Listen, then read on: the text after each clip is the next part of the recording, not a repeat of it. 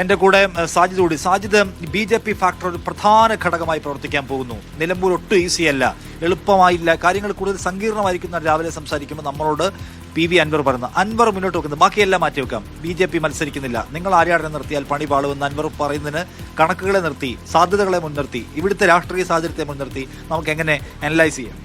നിഷാദ്, രാജ്യം ഭരിക്കുന്ന പാർട്ടി ഒരു തെരഞ്ഞെടുപ്പിൽ, അതും ഒരു നിയമസഭാ ഉപതെരഞ്ഞെടുപ്പിൽ മത്സരിക്കുന്നില്ല എന്ന് പറയുന്നതിന് ഒരു വിരോധാഭാസമാണ്.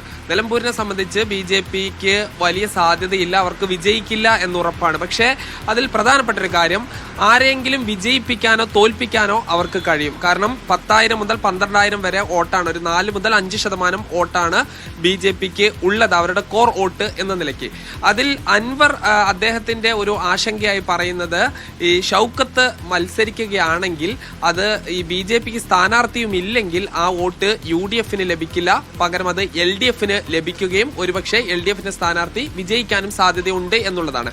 ഈ BJPയെ സംബന്ധിച്ചിടത്തോളം അവർ ഈ സമുദായം നോക്കി, മതവും ജാതിയും നോക്കി വോട്ട് ചെയ്യും എന്നതിൽ യാതൊരു സംശയവുമില്ല. അപ്പോൾ എന്തായാലും പിന്നീട് ആരായിരിക്കും LDFന്റെ സ്ഥാനാർത്ഥി വരുന്നത്, ഈ ഷൗക്കത്താണെങ്കിൽ അതിനോട് BJPയുടെ പ്രതികരണം എന്തായിരിക്കും എന്നുള്ളതൊക്കെ വളരെ പ്രധാനപ്പെട്ടതാണ്.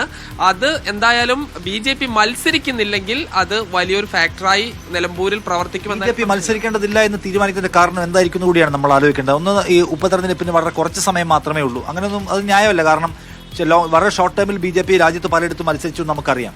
ഇപ്പോൾ രാജീവ് ചന്ദ്രശേഖരൻ കണക്കൂട്ടുന്നത് എന്താണ്? താൻ പ്രസിഡന്റായി വന്നതിന് ശേഷമുള്ള ആദ്യ തെരഞ്ഞെടുപ്പായിരിക്കും മത്സരിച്ചാൽ അതിലുണ്ടാകാൻ പോകുന്ന ഒരു തോൽവി തന്റെ അധ്യക്ഷ സ്ഥാനത്തിന്റെ ഒരു പ്രഭ കെടുത്തുമെന്ന് വിചാരിച്ചിട്ടാണോ, അതോ നമുക്ക് സംശയിക്കാവുന്ന പലതരത്തിലുള്ള ഘടകങ്ങൾ അതിനകത്തുണ്ട്?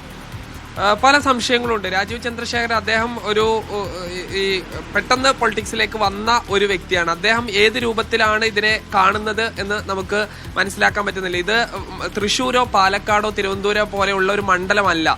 അതുകൊണ്ട് തന്നെ ഒരു പക്ഷേ അത് വോട്ട് വലിയ രീതിയിൽ കുറഞ്ഞു കഴിഞ്ഞാൽ, കാരണം വീറും വാശിയും ഉള്ള ഒരു പോരാട്ടമായിരിക്കും എന്നുള്ളത് ഉറപ്പാണ്. കാരണം പിണറായി വിജയന്റെയും PV അൻവറിന്റെയും VD സതീശന്റെ എല്ലാം അഭിമാന പോരാട്ടമാണ്.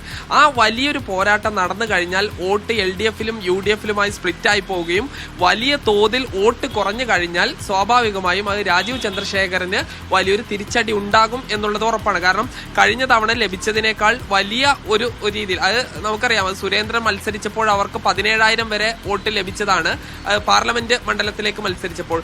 അത് പിന്നീട് കഴിഞ്ഞ തവണ അത് കുറഞ്ഞ് 12,000 ആയി എന്നുള്ളതാണ്. അത് അതിനു മുൻപ് 7,000 ആയ പല സമയങ്ങളുണ്ട്. അപ്പോൾ ഈ BJPക്ക് അകത്തും ഗ്രൂപ്പിസം ഉണ്ടല്ലോ. ഇപ്പൊ രാജീവ് ചന്ദ്രശേഖരൻ ആയതിനെ എതിർക്കുന്ന അദ്ദേഹത്തിന് ഇവിടെ ഓരോ ഗ്രൗണ്ടിലും പേരുള്ള വ്യക്തിയല്ല. പക്ഷെ മറ്റ് നേതാക്കൾക്ക് അങ്ങനെയല്ല. അവർ ജയിക്കില്ല എന്ന് ഉറപ്പുള്ള സ്ഥലത്ത് രാജീവ് ചന്ദ്രശേഖരന് പണി കൊടുക്കുമെന്ന് അദ്ദേഹത്തിന് ഒരു ഭയമുണ്ടോ എന്നുള്ളതിൽ സംശയമില്ല. പക്ഷേ ഇതിൽ BJPയെ സംബന്ധിച്ചിടത്തോളം ഈ വോട്ട് എങ്ങോട്ട് പോകുന്നു എന്നത് അവർ തീർച്ചയായും മറുപടി പറയേണ്ടി വരും. LDFനും UDFനും BJP മത്സരിക്കുന്നതായിരിക്കും കുറച്ചുകൂടി ഗുണകരം. ഇല്ലെങ്കിൽ ആര് BJPയുടെ വോട്ട് പിടിച്ചു എന്ന തർക്കം അങ്ങോട്ടും ഇങ്ങോട്ടും ഉണ്ടാകും.